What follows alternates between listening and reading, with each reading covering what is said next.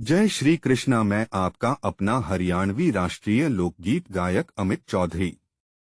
अब सुनो गीता ज्ञान। कर्मण्येवाधिकारस्ते मा फलेषु कदाचन मां कर्मफल हेतुर्भूर्मा ते संगोस्त्व कर्मणि।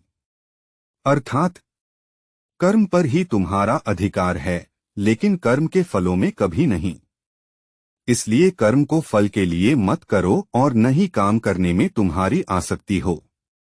क्रोधात् भवति सम्मोह, सम्मोहात् स्मृति विभ्रम, स्मृतिभ्रंशात् बुद्धिनाशो, बुद्धिनाशात् प्रणश्यति। अर्थात क्रोध से मनुष्य की मति मारी जाती है, यानी मूढ़ हो जाती है, जिससे स्मृति भ्रमित हो जाती है। स्मृतिभ्रम हो जाने से मनुष्य की बुद्धि नष्ट हो जाती है और बुद्धि का नाश हो जाने पर मनुष्य खुद का अपना ही नाश कर बैठता है।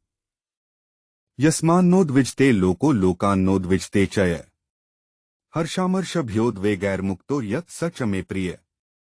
अर्थात जिससे किसी को कष्ट नहीं पहुंचता तथा जो अन्य किसी के द्वारा विचलित नहीं होता, जो सुख दुख में, भय तथा चिंता में संभाव रहता है, वह मुझे अत्यंत प्रिय है। जय श्री कृष्णा। मैं आपका अपना अमित चौधरी।